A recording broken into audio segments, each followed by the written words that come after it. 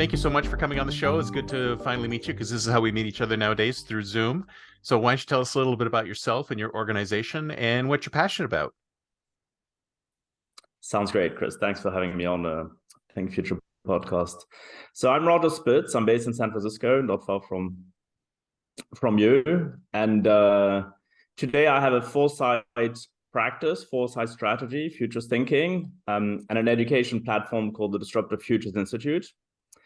The journey is an interesting one and is linked to what I'm passionate about, because I took a decision after some time in investment banking to focus on areas where I felt more passionate about and where I could have created an impact. Historically, I've been an investment banker for 20 years. I was global head of mergers and acquisitions with a large bank, and very much interacting with the identical ecosystems as you, with innovation, startups, advising CEOs, founders, the leadership teams, and the shareholders on the most strategic deals, divestments, acquisitions, joint ventures, etc., fundraisings.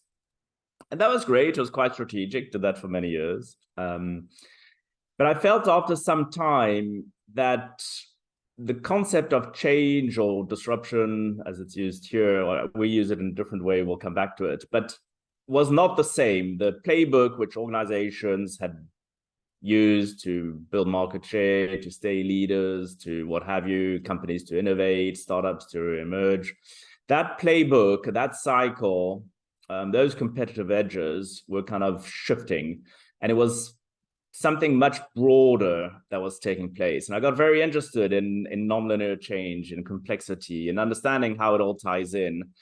And effectively, after a few years of really being immersed in futures and foresight and complexity and systems thinking and that, I decided to shift. I decided to spend my full time focusing on these areas. Written a number of books. We have a big guidebook coming out on these topics. We launched the Institute. And really, fundamentally, it's to help with futures intelligence and capacity building for resilience, learning to kind of learning the language of uncertainty and disruption, learning how to make sense of that world, which is our real world, and learning how to navigate and respond to it, and helping organizations do that. We don't predict. There's an often misconception with futurists as to whether, we don't seek to predict, right. But some of them seem like that's what they do, though, right? That they spend time just, this is what's going to happen, and here's the reasons why it's going to happen, and it's just as likely a scenario as anything else, but it is basically a prediction. Sometimes there's not a lot of background to it. So it's good to see that there's more rigor in the process. I actually, it's interesting because everybody who's come to this space has come to it from different directions. So how did you come to this space from financial services? Were you actually at a bank, like a big bank? Yeah, to be honest, it's I don't know if it's unique. I mean, we're all unique, aren't we? I'm not, but to quote, I think it's Brian's line. Well, everybody, it's crazy. Everybody who's come to this space has come from all different directions. It's like people from technology, from design, from art. I had someone who used to do was a ballet dancer. I just talked to her a couple days ago. It's like there's such a broad variety of sort of things that lead you into the space. And I thought that's really interesting because it's a great creative space. But go on. Like how did you make that transition? Yeah, no, it's very interesting for me anyway. I have a pretty conventional Wall Street career. For many people, maybe a bit less in Silicon Valley because it's so tech-centric, but many people in cities like London, New York, a lot of people work in the financial markets. And yes, I was with a big investment bank in a very kind of structured environment, head of M&A for technology, advising outside clients on that. And when you're with these large organizations, and these are great jobs, they're very you interact with a lot of very interesting situations and thought leaders and work on things that are seemingly strategic and that. But you're obviously behind a large corporation, so your voice is kind of, you're more kind of stealth and discreet. plus in M&A, everything is top secret, so you can't talk about what you're working on. Oh yeah, anyway. You're not allowed Plus, to say anything to anybody about anything. Exactly. Culturally, it's although people, they have strong personalities and points of view, they often sort of shared with clients in between four walls and not kind of in the public sphere. And of course, you're not that able to, because of rightfully legislation and regulations to keep you kind of independent and objective and appropriate, not to take too many board positions or have too many fingers and too many pies. So there's quite a limitation. You're pretty much stealth in M&A, and so I went to the absolute opposite end of the spectrum of call a thought leader or whatever, but pretty much being in the public domain. And the transition is the following. After some time thinking about strategy and advising clients and seeing transactions and hearing the word disruption and change and the way it's used and understanding what was keeping people up at night, I went down that rabbit hole, and I was finding over the past few years that any idea of kind of strategy, innovation, playbook, M&A playbook, all the kind of things that kept companies kind of alive and thriving and leaders or whatever, weren't true anymore. Effectively, there was a lot that was happening that was going beyond just the sort of playbook. And effectively, it's due to the fact that the world is complex, unpredictable, and uncertain. But somehow the corporate, institutional, and policymaking world was able to make assumptions of rely on assumptions of predictability and linearity. And in reality, the cost of those assumptions are going through the roof because there's an inverse relationship between predictability and uncertainty. So I went down that rabbit hole. And when I started becoming more kind of familiar and comfortable and wanting to dig further, the penny dropped that effectively change and the way the world was going and systemic transformation and the problems of the world and the possible solutions of the world, even if you're just a selfish capitalistic company that wants to create value for shareholders, that's fine. But even doing that didn't have the same rule book, if any rule book, as it had in the past. And so as the penny dropped, I was thinking, oh gosh, my own life is quite formulaic. I mean, I'm just doing the same thing every day, working on the same situations. And I could have carried on for a long time, but I kind of got too interested in these other things, felt I had a point of view, and felt that a lot of people who, work in futures and foresight come from backgrounds which are not necessarily mine. They might be more academic, or they might be more kind of, strategic planning, etc. Not everybody has the privilege of really sitting in the front row of decision-making on boards, with the shareholders, with the C-suite for 2 decades. And I kind of felt that connection between strategic decision-making and reframing that in a world which is nonlinear and unpredictable was interesting and potentially value-added. And I can tell you that when I started that 4, 5, 6 years ago, getting very interested and then kind of jumping ship from investment banking, it was pre-pandemic. And when I would tell people what I'm doing in that, they kind of thought, oh, how quaint or esoteric or cute or good for you kind of thing. And then the pandemic hit. That must have been an interesting conversation. Well, suddenly, to your point, the pandemic, and then not to mention the reality of everyday life, people started sort of thinking, actually, decision-making in uncertain, nonlinear, complex, unpredictable environments is actually not so esoteric. It's actually the sense-making and the frames we need today for everyday life. And so suddenly, organically, without much PR or anything, the Institute started scaling. We're getting tons of interest. It's just incredible because these are now kind of survival topics. They're no longer kind of quaint or esoteric. It's like survival mode. It's like you cannot survive unless you're well-versed and resilient and build the capacity for futures intelligence and understanding what this environment entails. Yeah, absolutely. And it's interesting that we had to, well, I mean, this is what always happens. It's almost like nobody moves unless there's some kind of crisis.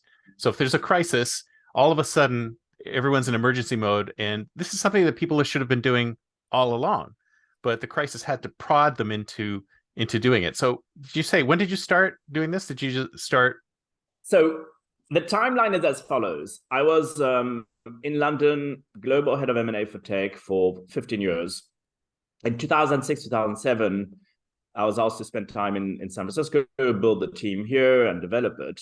And when I kind of arrived here, so 6 years ago, I promised myself to go to the next level of that rabbit hole. So the shitloads of courses, sorry if I'm allowed the word, That's all right. edited out if needed. Tons of courses on futures, foresight, professional, training, complexity, system, all kinds of things. The D School with Stanford, AI course at MIT, micro learning, but just really spent a few years after 2017. And then in 2019, I decided that this is really where my interest lied. I was fortunate enough to be able to take time to just do my stuff, took on a few board positions, started writing my books. And 2019, and then the pandemic and other events happened. And then it was, no looking back. I mean, it was just like evident that it was A, interesting to me and relevant and potentially impactful, and B, relevant for kind of 8 billion people. Yeah, your timing is impeccable. It's almost like you knew it was going to happen, but you don't do predictions. So no, but you prepare for all eventualities. Exactly. Exactly. Fantastic. And then so tell me about the Institute and how it was formed. I mean, you said you're scaling up now. I mean, when did you say you started? You started in 2019? 19, yeah. Mm-hmm. Yeah. So in 19, I started a foresight practice called Tech Essential, which is technology and existential, where primarily I took on certain board positions, certain sort of foresight practice consulting work, but effectively helping, it's more advisory. So helping clients kind of think about future scenarios and those kind of things. And what is transformational change versus just, point solutions and that. In 20, I started writing a book and started seeing, especially during the pandemic, a lot of interest from all kinds of constituents, from policymakers to academic organizations, even the most prestigious, to companies, startups, big, small, all countries in the world, individuals, really a very broad set of constituents becoming cabled in and interested in these topics, DMs, etc. And I thought, okay, instead of just writing a book or something, actually, let's do this in a structured manner and build a kind of education arm, which I call the Disruptive Futures Institute. And what I decided to do, I mean, at the base, it's quite simple. One, it's educational, so it's content, either talks we give, executive programs, books we write, etc. So it's content, education, learning led. And what I tried to do is basically address what I felt were shortcomings on some of the other courses and exposures I had on the education side, which were, one, they were often, I felt, quite siloed and specialized. Even if they're multidisciplinary, they can still be quite specialized. So the D School, which is phenomenal and very broad, and you're immersed in all, these methods every day, and the clients you advise, of course, Chris, but it's still a specific framework they're showing in the context of innovation, and which is around design thinking, and it's phenomenal. I mean, it's no fault with it, but it's a specific animal. Then you go to Santa Fe Institute and you think about complexity. Again, it's multidisciplinary, it's very broad, but it's really a focus on the specific things. A lot of the futurist courses are training you to become a futurist. And I kind of felt these are not distinct areas, and that's the whole thing about systemic disruption. Everything is connected, whether it's geopolitical, whether it's complexity, whether it's Zen Buddhism and philosophy, whether it's technology, AI, et cetera, et cetera. And so I decided to try and have something which is very broad. This central question it's trying to address is, how do you make sense of nonlinear, complex, unpredictable world, which is the world we live in? And what are the responses to that sense making you make? And so it's quite broad. And of course, it brings in a lot of things from futures and foresight, from systems thinking, from philosophy, from technology, from AI, from all kinds of things, climate, transformational change, systems. But it really tries to, it's not like a chapter on each topic. It's really where it's relevant to talk about a specific aspect that falls in. It's not separate by topic. So that's the kind of non-silo, everything is intersecting kind of bit. The other bit that sometimes falls short, and there's some great courses I've done, amazing programs at like Singularity University, both talking and also at the receiving end of the executive programs. And however amazing it is, there's a lot of oh wow and penny dropping. Sometimes when you come out, you're not too sure exactly what to do on the Monday morning. Exactly. And so that's in fact, I was going to ask you, important. how do you actually do that? Because I've been involved with the Institute for the Future. I've been involved with Singularity. Sure. And it's the same thing. It's kind of like, this is great. So we have these sessions and they're fantastic and everybody's mind's blown. And then afterwards, it's like, well, that was nice, but what do I do now? What do I do next? Yeah. And there seems to be no connection between A and B, and it's like, no, there has to be some kind of connection between A and B. It sounds like you've cracked it, or at least a version of it. I mean, listen, we were conscious that we wanted to address it. As to how effective it is, time will tell. Right. Although it's been extremely well received, and we're delighted with that. But ultimately, time will tell. But for us, what it meant is that every substantive topic we're looking at, we're always asking ourselves the question: what does it mean to you? What are the next order implications? What do you do about it? And so, whether they're effective or not, as I say, people will evaluate that. But we have sought with very intentionally to make sure that they're workbooks, frameworks, tools, checklists, key highlights is very codified. What's a key highlight? What's a sort of key highlights as in practical applications, case studies. So it's almost like you were on the learning platform of modules trying to address the aspects of what do you do about it and the very practical tools. So we were extremely intentional with that, both in terms of the courses we give and the guidebooks we published. And then I brought in basically a team. So co-author is Lydia Zuin, who's a brilliant journalist. She's also very focused on emerging technologies, also a futurologist, comes from the humanities background, much younger and polished and connected to what's happening in society than a kind of middle-aged, white, ex-investment banker.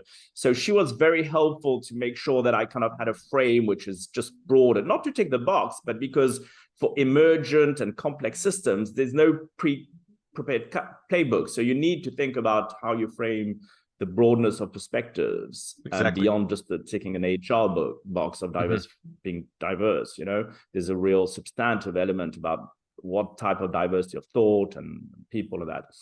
So Lydia helped me kind of scope and architecture behind the project. And then there were 10 specialists who kind of, specialists on Zen Buddhism, Nai, and people in AI, and existential philosophy, and Israel specialist, intelligence services, David, who kind of, they understand one or two things about disruption. Oh my God, you need hundreds of people to cover. It's like, I love it.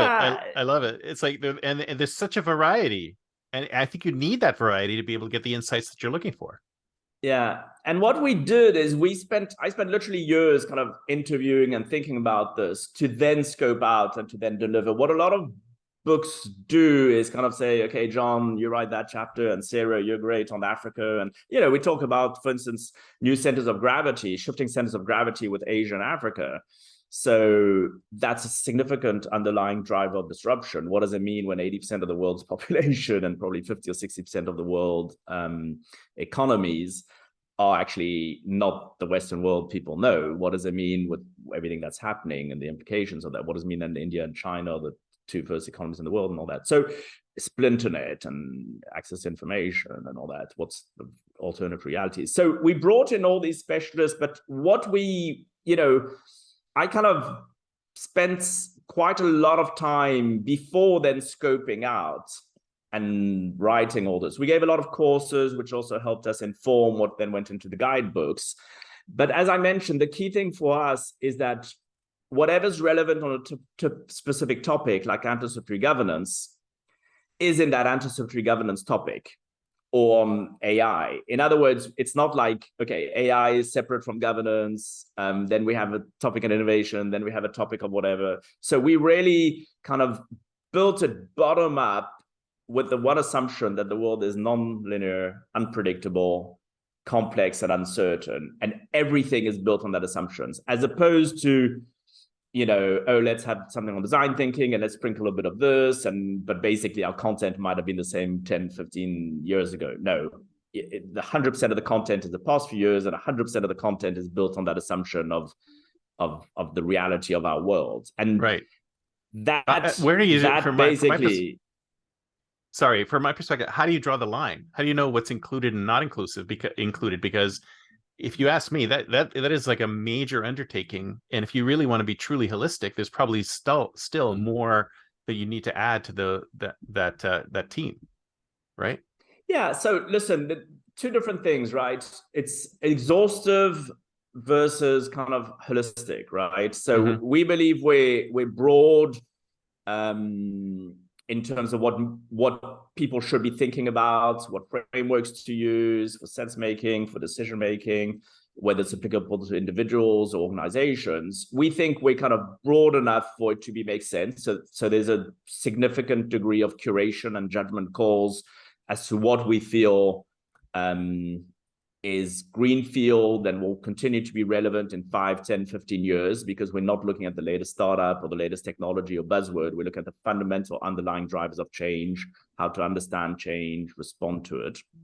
And so there's a huge element of judgment call and curation in that. It doesn't mean that we're not very broad. What we haven't sought to do is tick any boxes or be formulaic or be boxed into any particular, so if we're talking about shifting centers of gravity with Asia and Africa, and we talk about Africa as a continent and then give a few examples and not talk about every country and talk about Asia with certain filters, it's because we believe that those are the fundamental drivers of disruption and change that people need to understand as to how it will affect the world. There are a million things and a million different levels of granularity and other things we can do. So it was, a judgment call as to what we feel is most relevant for that. But we certainly started with broad, and then a lot of it is also how do you cluster things. So that's, one of the things about, you can go very broad and have very many things. Once you start clustering them, you start to realize that you can put a hierarchy, and that things that seem separate or discrete are actually connected as a broader theme. Yeah, absolutely. So can you sort of encapsulate? It sounds as if, even though you're talking about the future and futurology and what's happening next, it sounds almost more like this is a set of tools to help you deal with what's going to happen next, as opposed to here's what's going to happen next. Is that a correct statement? Or change, so basically to deal with change. Yeah. Listen, ultimately, only the present exists, right? So anything that you might be thinking about or evaluating is to help inform decision makings today. So we never lose sight of that. And the way we think about it, we have what we call AAA Framework, is that effectively we use the first A for anti-fragile, the second A is anticipatory, the third A is agility. And I know a lot of these words are, agility has 100 million meanings in that. But the way we use it is anti-fragile is really Nassim Taleb. It's to think about having anti-fragile foundations, whether it's your life, whether it's an organization, a country, your business. It's really, there's certain features that are more fragile than others. And that's always foundational. It's almost like it really doesn't matter what and when something happens. There are foundations that are probably going to be more resilient to it, and ideally even kind of do well from that. Right. And that has a number of features. So that's foundational. The second thing is anticipatory, which is futures thinking, which is foresight, which is really trying to think about much longer time horizons, connect things in ways that are probably broader, think about the next order implications, and think about the different possible scenarios which might evolve. But ultimately, you're doing that with a view to informing the present. So it's never disconnected. But yes, you take a lens which is far, both in the past, thinking about the present and the future, ultimately to inform decision-making.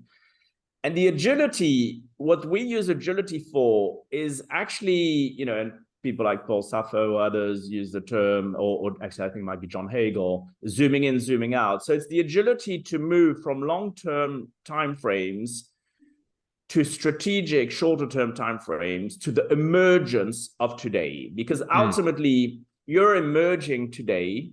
The present is the only reality.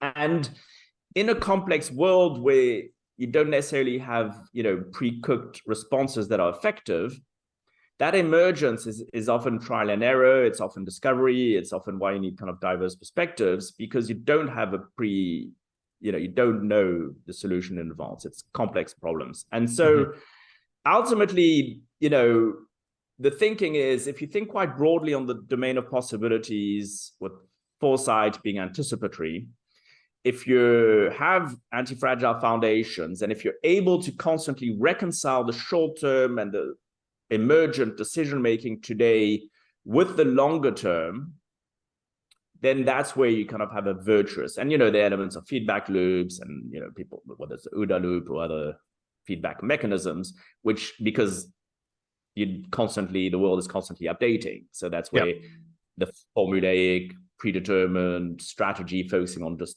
an answer to a specific question doesn't fly, because how do you constantly update it? And that's where the agility is, that constantly reconciling the different time horizons, because the world is constantly updating. So you also need to constantly update your responses. Right. So do you think this is a skill set that leadership within the organization needs, or do you think you need sort of dedicated personnel within organizations to be able to map this out and perform the future's work that you're talking about? So I personally think that every single person in the world, whatever level, whatever country, whatever age, whatever role, whatever position in the company, needs to kind of be cabled with that within the remit of what they can control. So if you're a government official, it goes to policy and legislation and structures and incentives. If it's at a company level, it's the incentives which determine the outcomes and a number of other things. If it's a leadership team, it's the remit of the decisions they make on behalf of the company, for the stakeholders, also for the employees. But I believe that more and more, this complexity is not isolated. That's the whole thing about why we talk about systemic disruption, which is different from the kind of product innovation, Silicon Valley type of disruption, where everything is connected and our environment is complex. In other words, if you're a kid or parent and you think about schooling, you just simply cannot take a linear approach to what the professions are, what's the right kind of schooling, you need to just take a different perspectives. They are unknown unknowns, and they require different modes of learning, of decisions, of perspective of timeframes, of ability to evolve with uncertainty, etc.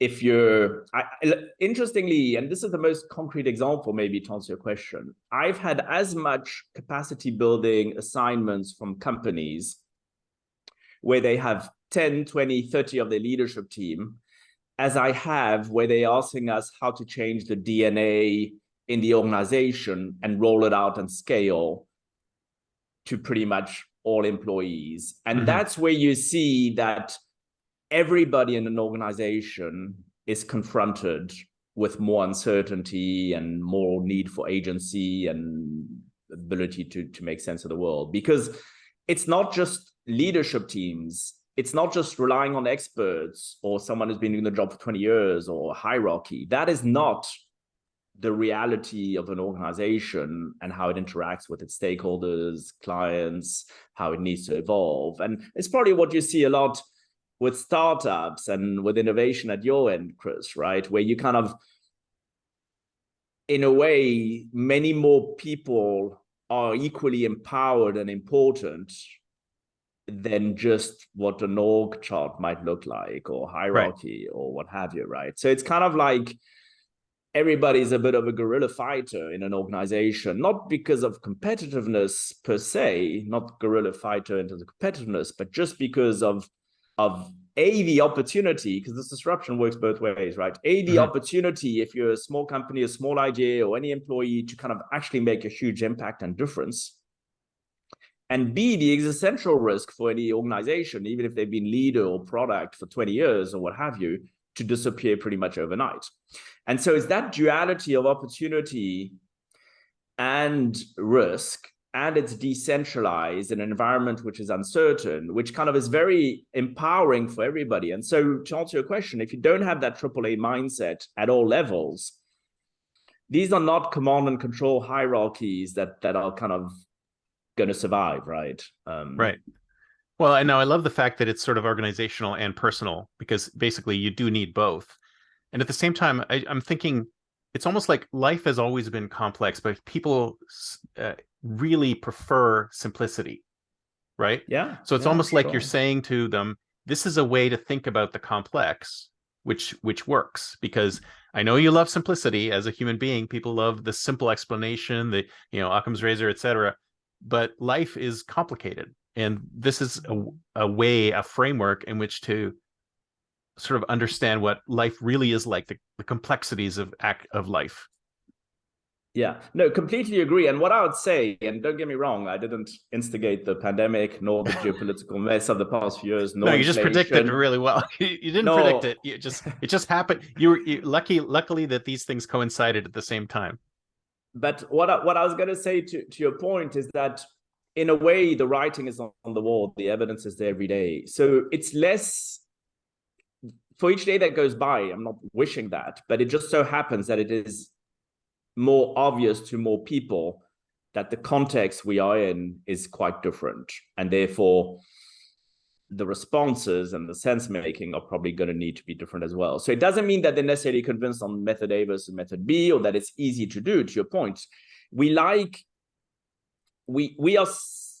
humans like linear thinking. We're not we have trouble with complexity because complexity is non-linear. Things, small impacts can be, it's like exponential or whatever. We're not able to think non-linearly.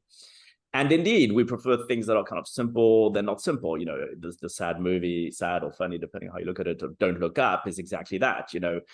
Just explain to me in 2 seconds what the issue is and what I need to do about it. But yeah. Unfortunately, the complex problems of the world, societal, fairness, food, nuclear, geopolitical, climate, all the stuff that we need to education. tackle, but we're not tackling. Yeah, exactly. Health. No, but that's exactly right. So, but the one thing though, where it makes it a little bit easier to get the message across, doesn't mean it's easier to address effectively, but at least to get the message across for the penny to drop, is that every day, when Yellen says, listen, sorry, we thought we had a handle and understood inflation, but we don't, you kind of got to ask yourself, okay, if we don't understand yet how unpredictable and interconnected the different things are, this is today the number one or whatever economy in the world, probably the best economists, the best models of the world don't have a clue. So the reality is that you've got to integrate with humility what are known unknowns versus unknown unknowns, and where you do absolutely need science and experts and economists, etc., but also it's not sufficient. And I summarize it in the following way to kind of hit it on the head in terms of the elevator pitch or whatever, is that the costs of relying on assumptions are going up. Mm-hmm. And there's an inverse relationship between predictability and uncertainty. And as we have acute uncertainty, predictability is difficult. And so when in 2008 or 2000, you had the tech crisis or financial crisis, and then 2 years later, things went back to quote unquote normal, disruption is a constant, change is a constant. And so, and the cost of assuming is not just kind of like, okay, we might have a bit of a hit, and then in 2 years' time, we're back to normal and we'll boom.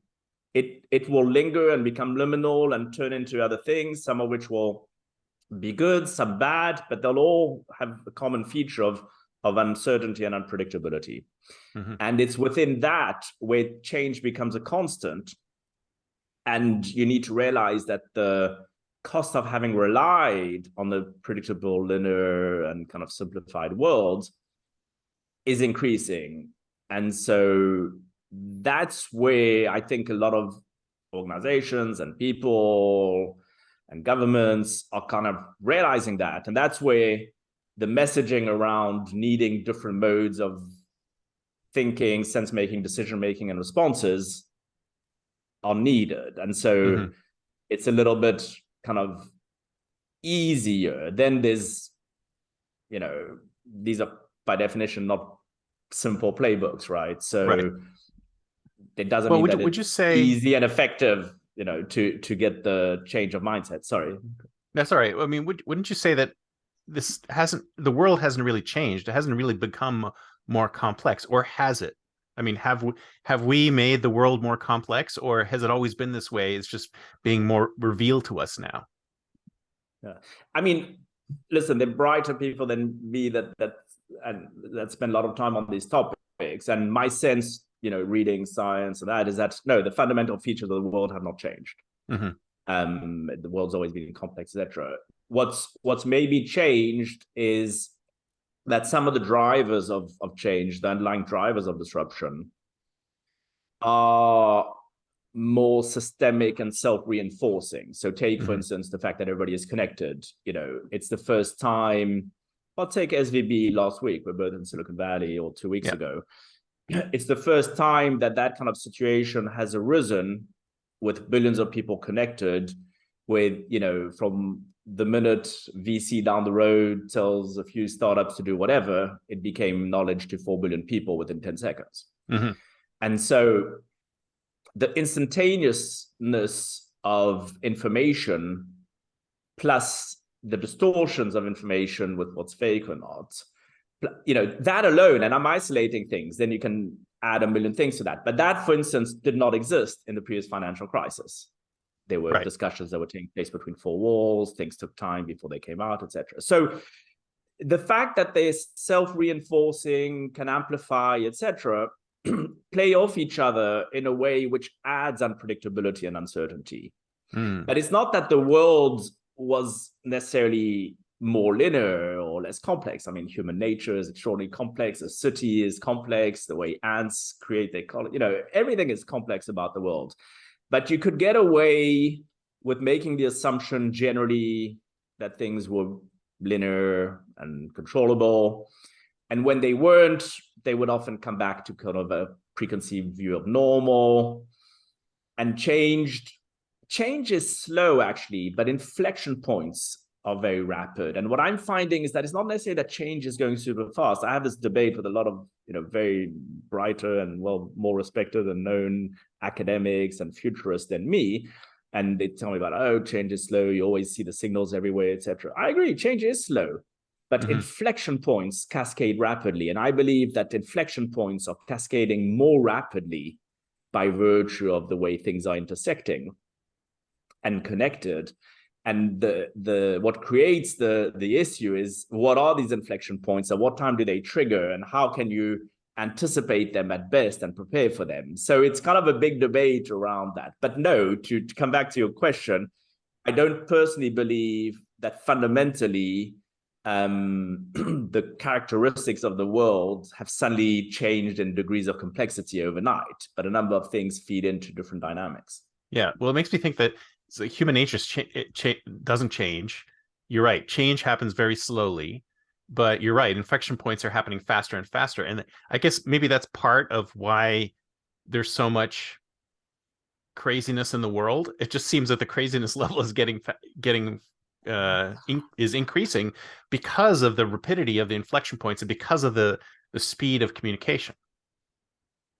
Yeah, and again, we use disruption, for want of a better word. We use it as systemic disruption, and we use it in a way that's neutral. Of course, certain things are de facto terrible or very negative, but oftentimes it's kind of neutral. It could be positive, it could be an opportunity, it could be an opportunity for some and a negative for others. So that craziness, and I think it's an interesting conversation, because you're also in innovation and I'm thinking about change in a way that's impactful.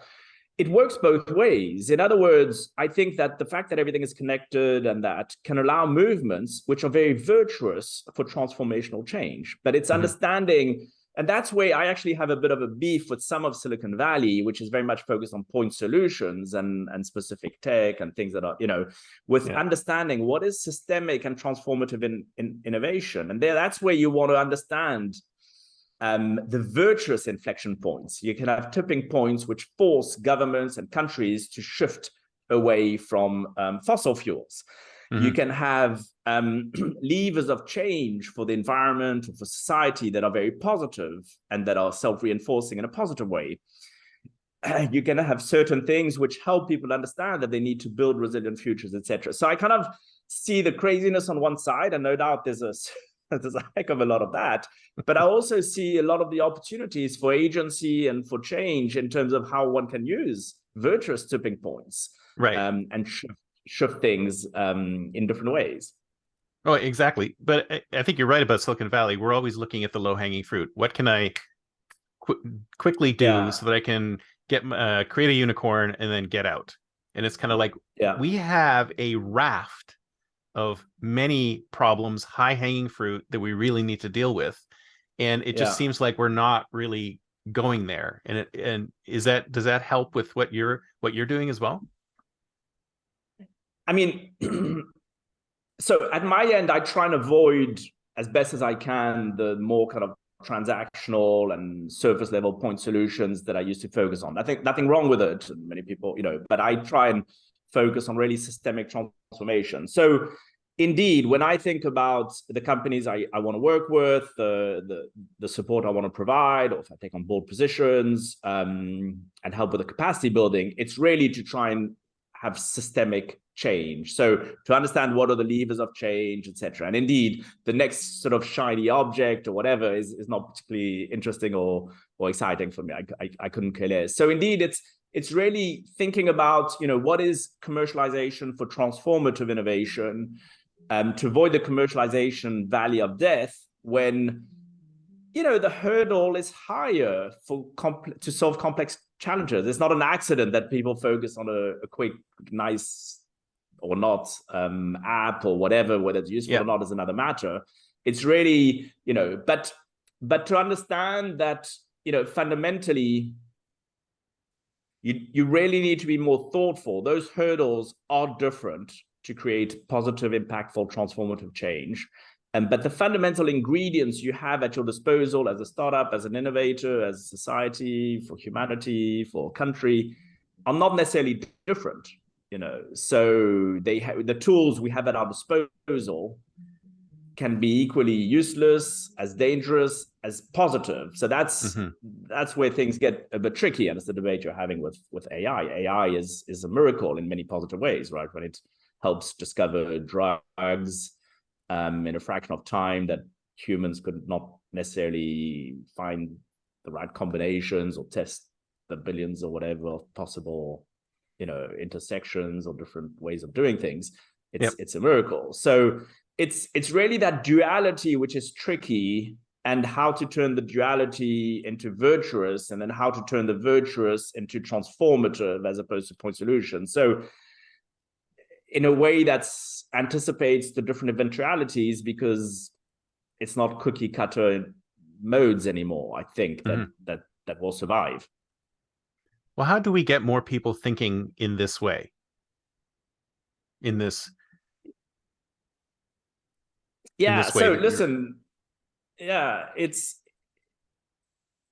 it's really, I kind of, not sure it's correct or not correct, but from all the things I've seen, read, from my own views, my own experiences, I found that Donella Meadows' ways of looking at leverage points, the places to intervene in the system and complex systems, is pertinent. And so effectively, it's to understand that you have leverage points as society, as individuals, as policymakers, and that these leverage points aren't equal. Some are stronger than others. The most strong is actually education and mindsets. It's actually mental models, the shared values, the worldviews you have. And that is updated all the time, but it's most formed at education. So education is pretty important, but I use education in the broader sense. It includes leadership courses. It includes you and I talking, and you're learning something, I'm learning something. Oh yeah, education is everywhere. It's everywhere. Life is school. All the time. So education and mindsets is the strongest lever to really be cabled differently and have these different perspectives. And the next thing is structures, regulation, governance structures, incentives. They force accountability. And those are helpful, but not as much as having the right mindset, because we can have unintended consequences of incentives, and there are many different features. And then it's the patterns and trends, which are the disclosures, the transparency. So if you take climate, I actually work with a very interesting climate startup called Service. They raised 30 million in the Series A. It's run in London, it's a global company, a lot of US investors, and I'm on the climate intelligence committee. And what I like, for instance, about Service, and I'm not meaning to plug an ad, I'm just on, the climate intelligence committee, I'm not a shareholder or anything, but is that in a way, they're hitting a lot of these different points. I'm just saying this because when you think about startups, innovation, and technology, it's actually not incompatible. They're looking at education and mindset because they're helping people make decisions and inform decisions in open source with, evaluating the risk that an asset might have today or in the longer future, which is uncertain around certain climate events. They're helping you build decision-making in terms of, so what do you do with that information, that mindset? You're thinking about it, you have your dashboard, it's practical, etc. They're helping provide important opinions and feedback and input to the regulations and to the governance and the different things and incentives which might arise either at the regulatory level, stock exchanges, or even at a company level. And then that allows you the transparency to kind of have the disclosures and the feedback loop as people have to start reporting certain things, etc. And I kind of find it's a bit of a simple way of looking at it, but actually it kind of hits the different levers of change. The more people have the right kind of mindset and information to make concrete decisions today, despite it being in relation to things that are very uncertain and very much, decades ahead sometimes, and then the structures that kind of can help support the right behaviors and decisions and alignments and then the ways of having feedback loops because you're disclosing things and have that information and you can kind of evolve and see what's working and what isn't because you don't necessarily know today what will always work or not. So anyway, just as an example to be very concrete. And then of course there's education in the strictest sense. Unfortunately, education, just like healthcare in the US, but in many countries of the world, they're either too complex to kind of want to change or move, or too many people are making too much money out of it to want to kind of change anything. Well, there you go. Capitalism. Yeah, no, but exactly. I mean, can you imagine healthcare in the US if people got less sick, if you didn't constantly need to go to hospitals, if you understood how the system worked, if it was fair, if it was preventive? I mean, it would be a disaster for the healthcare industry. Oh, yeah, absolutely. It would go downhill in a second. Oh, man. Well, it's interesting because you mentioned that. I've talked to a number of folks in that same light, and they're like, well, we definitely need some kind of government intervention in order to push some of these things through because capitalists look at such short-term visions that there's no way that they can actually do any of this stuff. Do you feel the same way? It sounds like the answer might be maybe. No, I think the reality is that when you're looking at a multi-stakeholder world, everybody has a role to play, right, at all levels. So definitely government has a role to play. If they are going to incentivize and tax in certain ways for you to buy certain products or more fossil friendly, or put through legislation which bans certain things, requires certain disclosures to force transparency. So policymaking and government definitely has a role to play. At the same time, every individual in society has a role to play. We make choices every day as to what we use and don't use, what we purchase or not. We choose to work for certain employers or not. We choose to be involved in societal movements, which can help with tipping points because we object to certain incentives or ways of doing things, which can force society to, or companies, organizations, or policy to change, etc. And then the company itself makes decisions, and then its shareholders, and why is Patagonia doing certain things, and why are B Corps doing things in a certain way, and why so. Along the level of the gamut of what are the levers for transformative change, education, structures, patterns and trends, etc. At all levels, you have the different individual, societal, family, organizational, government, and then the other organizations like the UN and others, which are kind of even going beyond different countries. So some are more effective than others, not because you do something that is effective, which is another debate. But my point is that everybody has a role to play. And, there's some very interesting things. I'll just share 2 seconds. I know we're coming up on time maybe at your end, but when you're looking at tipping points and virtual tipping points, I forget the exact number. We have a few pages on it in our work because it's essential. It doesn't actually take much for an idea to shift into tipping point. I think it's 20 or 25% or something of people who start kind of believing it and following it and pursuing it. And then that kind of influences demands on organizations, on society, which can then kind of twist the arm of people who are more reluctant to do things. Yep. So the short answer is that unfortunately, fortunately or unfortunately, there's no simple fix, or you can't just point the finger and say, yeah, government isn't doing their job, or there never is a simple fix. Or, but on the positive side, it means that we all have agency at different levels of our decision-making and scopes and spheres of influence to drive the change we want.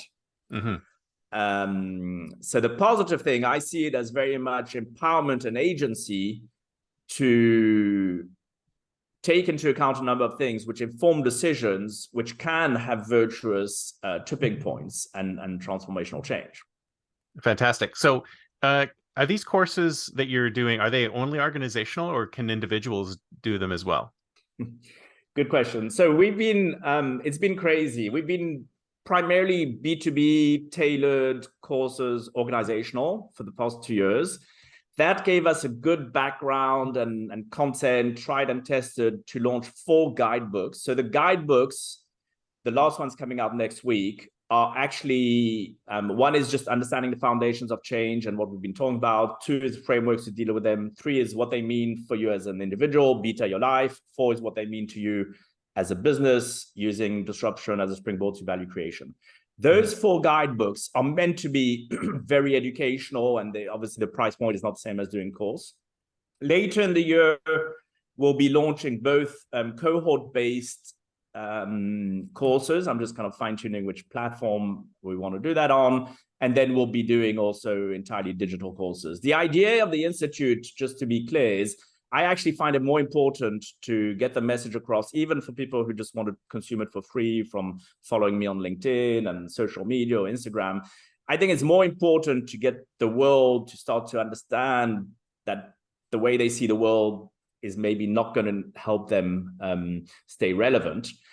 And so we're trying to kind of democratize it a lot, but it's been useful to kind of interact with organizations, because ultimately they drive a lot of what's happening in the world, and it's a good way of testing it. And it's, it also helps us kind of be able to finance and afford the rest. But ultimately, just the takeaway I'm trying to say is we want this to be as democratized as possible, not unduly complex in terms of language or positioning, and certainly not meant to be addressed just for organizations or decision makers or C-suite. We really, and one of the volumes, Beta Your Life, is literally taking an individual-centric perspective, whether you're a parent, a youngster, whatever you're doing, wherever you live, whatever role you might have.